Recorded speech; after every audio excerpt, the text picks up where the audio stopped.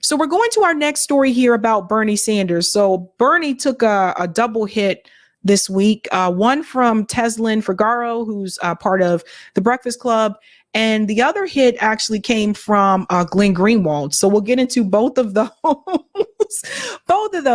The first part is basically criticizing Bernie Sanders in reference to his comments that he made about the economy. Bernie thinks the American people are dumb. He's still trying to lie to us and make us believe that Joe Biden is actually helping the economy. We all know that's not true when we see the prices at the grocery store. So the first one is Tezlyn Figaro, and she is actually criticizing Bernie Sanders' talking points here about the economy. She was on Fox News. Take a listen to this. It's a change that says we're going to create an economy for you, not just for billionaires. I wonder if they'll finally listen to Bernie. Probably not. Let's bring in Democrat strategist Tezlyn Figaro. Tezlyn, Bernie is saying you got to stick on the economic message. It can't just be about Putin, Trump's a dictator. That's not going to fly. Well, it's so interesting because, as we know, Bernie Sanders and Joe Biden, they're actually the same age. So it shows you that age really may not play a big role in it as much as we think, but it really is about the messenger. But I'm going to be honest with you, where's been Bernie Sanders the last 3 or 4 years? I worked on the Bernie Sanders campaign in 2016. I did not in 2020. And people who would follow him have been looking for his leadership. And he's kind of been missing. Let's pause right here and we'll go back a little bit. So what she said was, where has Bernie Sanders been the past couple of years? That's a good question. People have been looking for his leadership. She's right. But that ended when he walked away from his movement. It's just, he's been protecting Joe Biden. He's been supporting the Democratic Party at all costs. Now, some may not remember, but Tezlyn Figaro was actually a part of Bernie Sanders' campaign for 2016. So just FYI. Let's go on. And people who would follow him have been looking for his leadership. And he's kind of been missing in action. So I find it kind of ironic, these popping up out of nowhere now, speaking up for the things that he believed in for the last, 6 or 7 years, and kind of left his movement hanging, just to be quite honest with you. It's just impossible for me to get on here and pretend as if, I haven't been disappointed in him, or that his followers have not been disappointed in him. So I guess he's back, out in the game again, and advising Joe Biden, but it might be too little too late. They cut a deal with him, right? Before the campaign. They cut a deal back in 2020. They said, you know what, we're going to vote for Joe Biden. He's just going to be the one that's going to be a bridge to the next generation, as long as he spends all the money on green stuff and does what we tell him to do. But now the wheels are falling off the bus, and here comes Bernie again. Well, actually, Bernie Sanders, just to even be more clear, he said that Joe Biden was going to be one of the most progressive presidents of our time. And so we're still waiting on that. So, again, just to be honest about it, a lot of people are disappointed in Bernie Sanders. So I don't know how much. Wait, Tezlyn, you're saying Joe Biden hasn't been that progressive? Joe Biden spent more money than any president ever. So let me pause here for a second, because you see, this is what Jesse Waters likes to do, right? Okay. See, they love when you come on Fox News and you're criticizing the Democratic Party, right? They love to hear that. But look at what he's doing. So he's like, you mean Joe Biden's not progressive? He spent more money, than any other president. Being progressive is not about how much money you spend. Being progressive is about the principles, right? And you don't even have to call yourself progressive to say that everyone in this country should have health care, or to say that since we have K through 12 education is free, we should also have college education that's free, at least for the state schools. You don't have to be a progressive to just want actual needs for everybody in this country to be met. So this is where, Jesse Waters and conservative media get it wrong, because they have been calling Joe Biden progressive. They've been calling Joe Biden a socialist. They've been calling him all these things, communist. Please get out of here.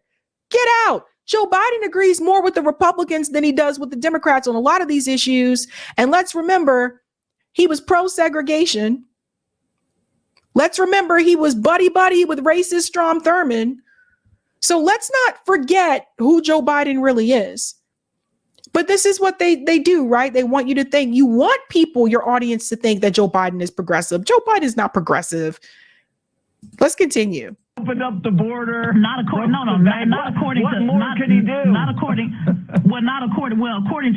conservative, of course. Conservatives say that he would be a socialist, but according to Bernie Sanders' meter, his benchmark on what a progressive is, he has not been. He is not Bernie Sanders. This is why the Bernie Sanders movement, this is why the progressive movement backed away from Bernie Sanders when he endorsed Joe Biden, because Bernie Sanders and Joe Biden are not the same on the left. And so, and Joe Biden said out the gate he was a moderate. He was never going to be a socialist. Yep. So Bernie Sanders basically sold his movement down the river, and now he has to try to back it up and backtrack. Let's pause here for a second as well in reference to the money spending, because you know what I thought was really interesting. So Jesse, see, this is how you know they're actors, right? They're entertainers, not necessarily reporters, right? So this is how you know this is all a game. Because if you're criticizing the fact that Joe Biden has spent more money than any other president, and by the way, I have to look that up because I don't even know if that's true. But if you're upset about that, right? Where have you been all these past years where all of the presidents have spent money towards war and the military industrial complex? Where were you? You want to talk about how money is spent? The defense budget is over $800 billion. Over $800 billion. That was before the war in Gaza, by the way. That was before this war in Ukraine. So why is it okay to spend a lot of money in reference to the military industrial complex and corporate America? But as soon as you talk about spending money for the people, then it's a problem. Money's still being spent. So what's the big deal, Jesse? What's the big deal? Shouldn't you be more upset about the $800 billion military budget? These are things we got to think about. All right, Tezlyn. That's just the truth. I like it. You shoot straight. The truth. We heard it here from Tezlyn. Thanks so much for joining Jesse Waters Prime Time as always. So the point that Tezlyn made in that segment is that Bernie Sanders, basically left his movement, et cetera. And when it comes to all of these issues that have been happening under Joe Biden, she's like, where has Bernie Sanders been? What happened to that loud voice that he used to have when he was running for office? Well, I'll tell you where he's been. He's been getting booed, for one, particularly in Ireland. He was in Ireland recently, and people are also not happy with Bernie Sanders in reference to his refusal to call it a genocide, what's happening to the Palestinian people, and his refusal to call for a ceasefire. Watch this. Is a UN trying to bring about a ceasefire, a humanitarian pause ceasefire, in order to provide the desperately needed aid that the Gaza people need. When you get to the word, I get a little bit queasy, and I don't. What genocide? We use the word. We got to be careful about that word too. It is a genocide. What's your definition of genocide? Bernie, you have funded Zionism yourself. You have funded the Israeli settler state. Here you are, pretending you aren't. It is disgusting. Liar, liar, genocide denier. Liar, liar, genocide denier. It's disgusting. It is reprehensible. You are a child killer. You are a genocide denier. The United States military-industrial complex are the largest murderers in the world. It does not matter if it is a Democrat or a Republican. You have murdered people around the world. The Native Americans are still being genocided. I have never heard you once speak about genocide. You see what I was saying about it's not just going to be people calling Joe Biden genocide, Joe, and calling him a baby killer. People are calling Bernie Sanders that too. People are calling Nancy Pelosi that too. And these people need to hear this everywhere they go. There's no rest for the wicked. None. So remember that. Won't use the word genocide, doesn't want to use the word ceasefire. Bernie Sanders, Tezlyn asked what's Bernie Sanders been up to? That's what he's been up to. Sucking up to the Democratic Party, kissing Joe Biden's ass. And then there's Glenn Greenwald, also has some criticism of Bernie Sanders. Bernie got knocked down this week. Let's pull it in. Bernie Sanders is probably the person I find most loathsome in all of this. Because, as I said, one thing you cannot criticize the Israelis for is that you cannot say they hid their intentions about what they were going to do in Gaza. They were very clear about what they intended to do, which was destroy Gaza. Yep. And when it mattered, and when it was hard, believe me, to stand up and oppose what the Israelis were doing in Gaza, to oppose the United States support for it in October and November, when it actually mattered, Bernie Sanders was running around defending Israel, opposing a ceasefire, insisting that the Israelis were acting properly, and defending Biden for arming and financing Israel. And Bernie Sanders has begun to change his rhetoric solely because there are polls showing that the Biden administration is endangered by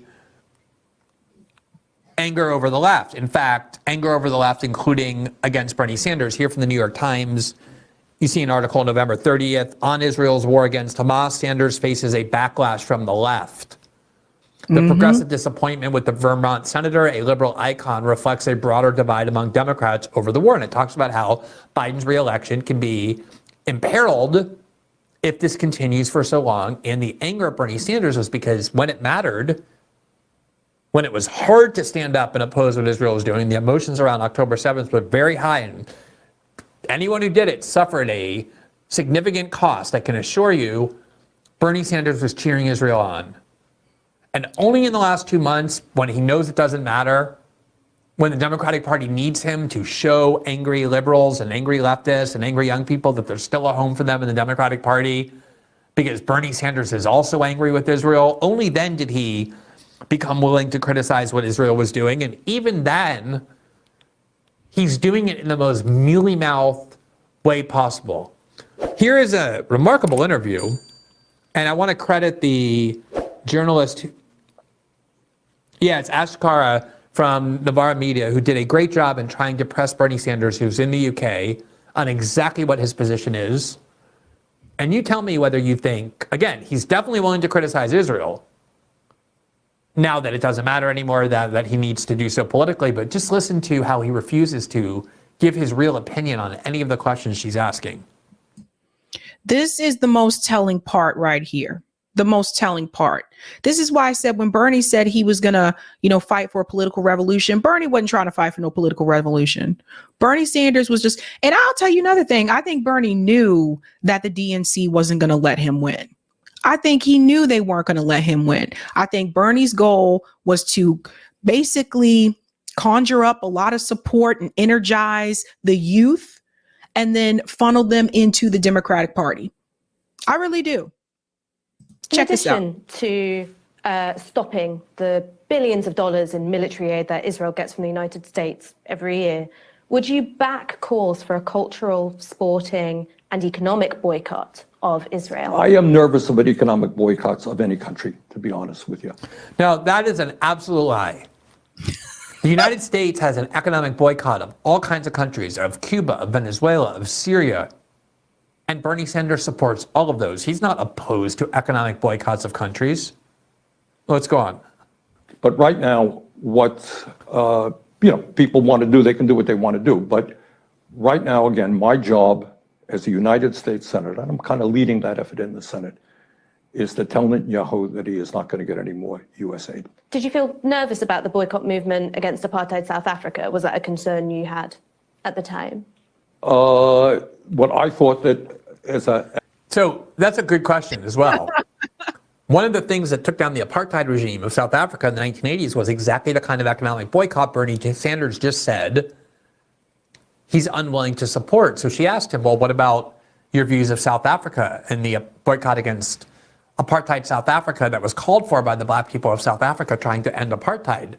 Were you also against that on this principle of yours that you don't support boycotts? And here's what he said. Got to be really careful about this one too, Bernie. And Bernie knows that. That's why he appears to be a little bit nervous, because are you going to say that South Africa didn't have an apartheid, Bernie? Are you going to say that what happened in South Africa wasn't really an apartheid? What I thought that as an apartheid state at that point, it was important to put pressure. But people can do as they want. And that's all. Do you think that it's right that British citizens and American citizens can go and fight in the IDF when, as you say, there are such profound humanitarian concerns in Gaza? Well, I think if British and American people want to do that, I suppose they have the right to do it. It's not something that I... Now, that wasn't the question that she asked, though. What she was asking is, do you think that it's right that they're allowed to do that? And that's something I think people do need to think about. I don't think that's fair. I don't think that's right at all. Again, why are you going to fight for another country? Like, why is this even allowed? Think about this for a second. We need to have some talks, ladies and gentlemen. Maybe I'll do call in tonight after the show. We need to have some talks about this whole, because I told you the issues that I have with people in Congress having dual citizenship. Because like I said before, if you're going over there to fight for another country, your priority should be to America first. This country. Like what? Like give me a break, man. that is not a universal right. You don't have the right to go and fight in the Russian army, or to go fight in the Syrian army, or to go fight in the Iranian army. That will be treason. You will get charged with treason if you do that.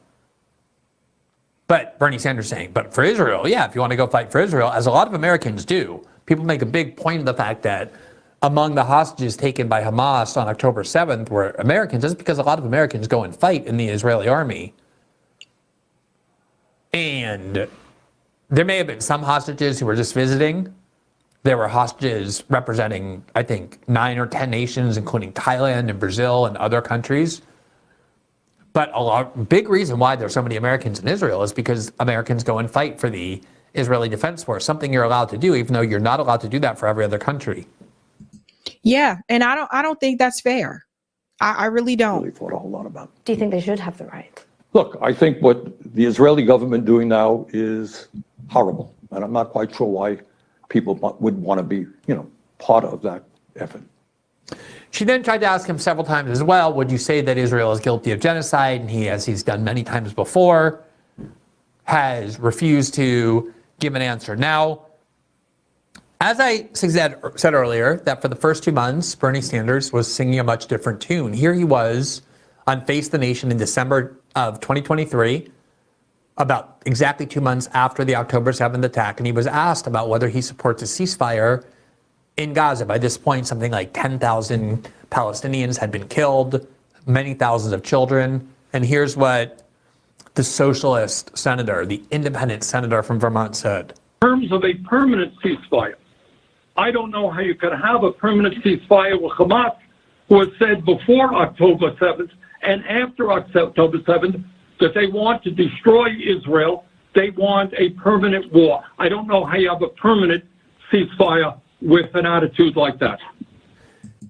You see that, guys? Yeah. And he was kind of nasty about it too, right?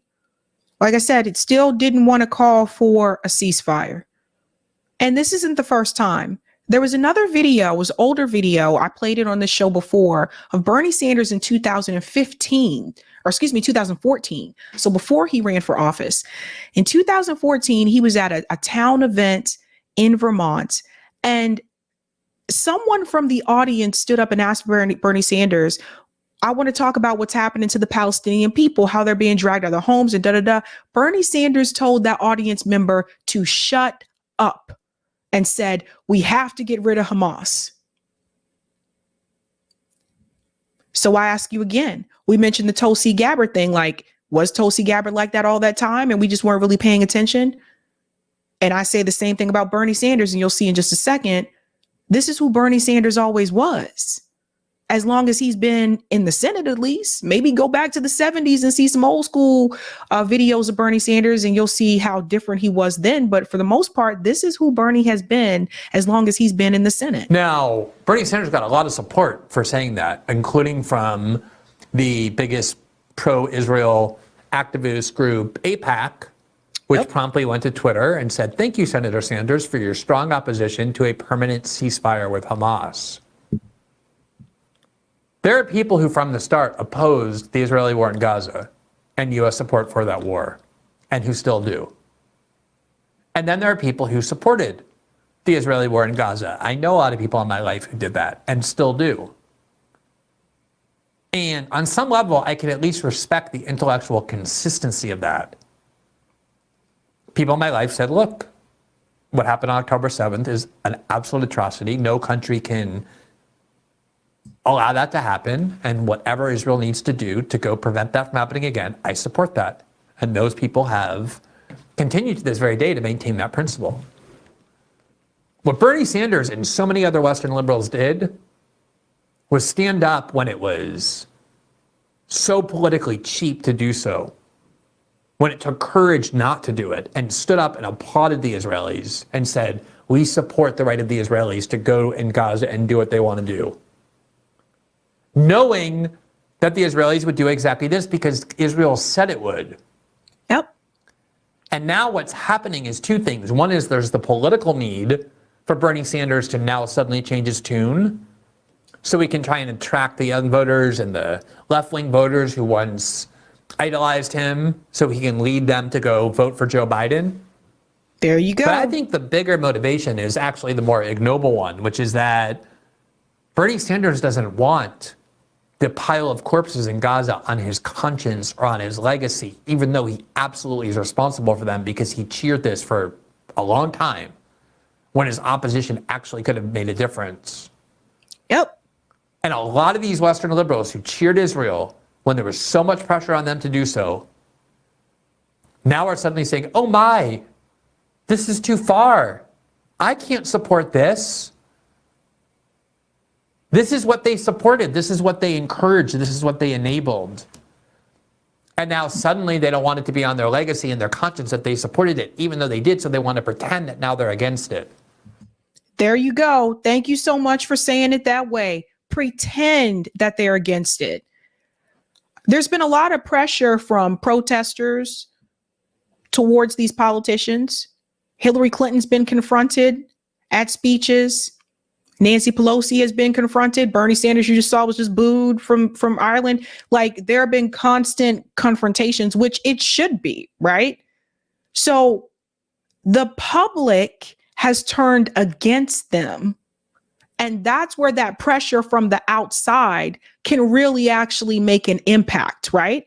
So if the public has turned against the politicians who were giving the arms to Israel, the public also is turning against Israel, which is why Joe Biden made that statement when he had the discussion with Netanyahu and said, Israel is losing support. Something has to change. They're losing support because you know what that means for the entire world. And it's not just in this country. You see the other countries that have actually, spoke in front of the ICJ that we saw tonight. Israel is losing support across the world. And what does that mean for the future of Israel? Because after all of this is over, what happens to Gaza? There's no hospitals there. There have been conferences that have been recorded showing that the state of Israel plans to take over Gaza as well and turn it into some resort area with the Palestinian people gone. Well, what happens? And how will the world feel about that? And you cannot let them rewrite that history. Thanks for. Sorry about that. Now, when I say he was who he always was, he was who he always was. The Ireland event isn't the first time we've seen Bernie Sanders booed by his own supporters. Bernie Sanders was booed way back when, in 2016, when he told you to do this. Immediately, right now, we have got to defeat Donald Trump.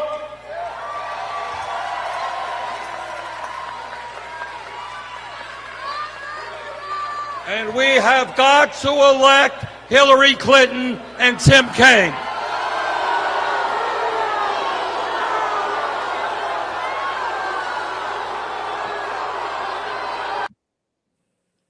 Remember that? Political revolution, fight back against corporation and corporate greed, but vote for the person who is a part of corporate greed. Vote for the person that's taking money from Goldman Sachs, the hand-picked puppet. Remember that? This is who he always was.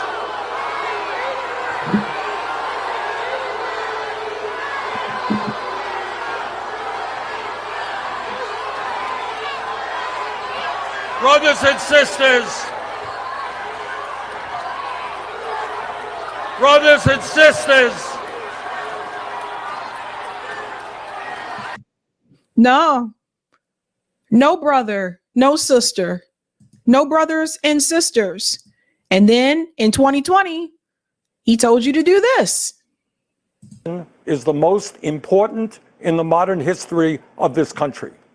In response to the unprecedented crises we face, we need an unprecedented response, a movement like never before of people who are prepared to stand up and fight for democracy and decency and against greed, oligarchy, and bigotry.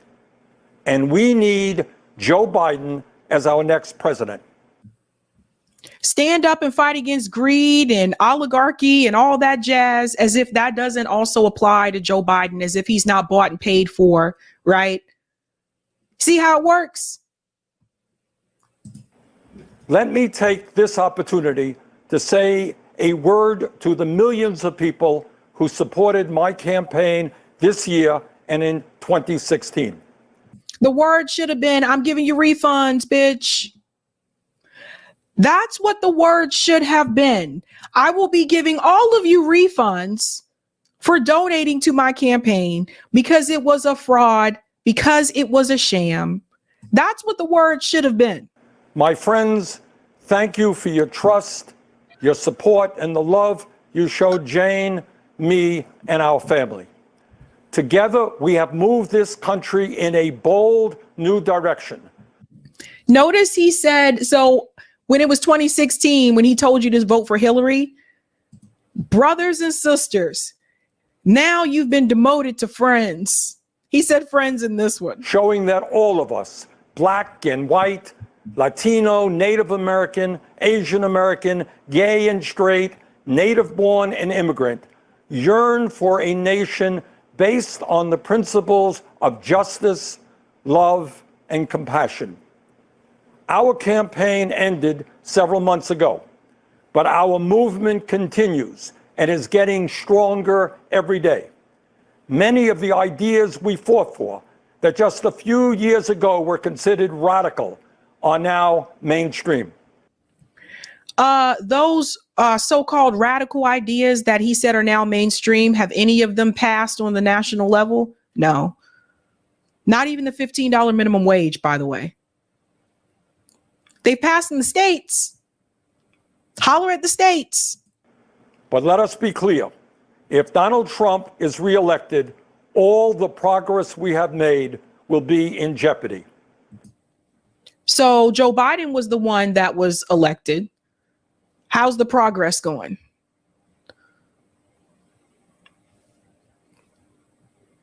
So here he comes with the fear mongering. At its most basic, this election is about preserving our democracy. During this president's term, the unthinkable has become normal. He has tried to prevent people from voting, undermine the U.S. Postal Service. Pause.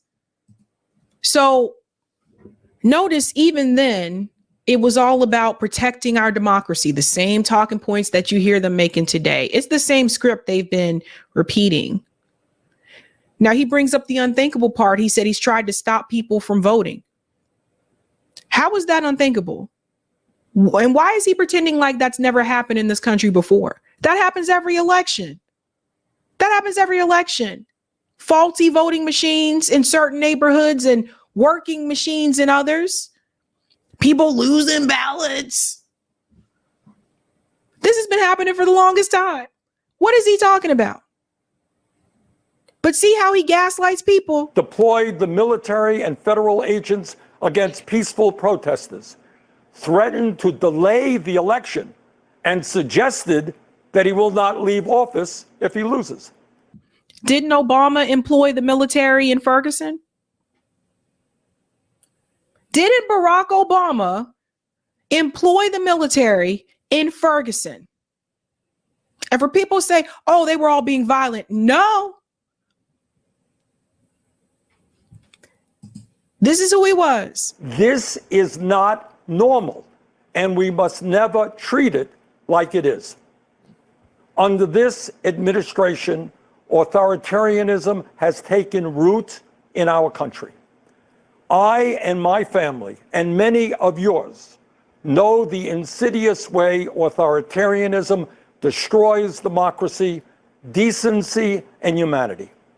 As long as I am here, I will work with progressives, with moderates, and yes, with conservatives to preserve this nation from a threat that so many of our heroes fought and died to defeat. So there it is, folks. He let you know right there that as long as he was in that position, he was going to work across the aisle to basically prevent Donald Trump from ever getting back in that position. What should he have said? He should have said, as long as I'm here, I'm going to continue to fight for these progressive policies. I'm going to continue to work with the movement that I built across this country with those people. And you know what? I see the duopoly isn't working. I'm a registered independent, so I'm actually going to help them build a third party movement. That's what he should have said. Not, I'm going to do whatever I can to basically make sure that Trump never gets back in the White House again. Because where are we now? We still don't have the $15 minimum wage. Joe Biden lied about canceling student loan debt, particularly to African Americans at HBCUs. He lied about that. So there's been a lot of lies and broken promises. So the point that I wanted to make, particularly with Bernie Sanders, to Glenn's statements and to what Tezlyn said as well. Same with the Tulsi situation. Did Bernie really change? Or is this who he always was? Something to think about.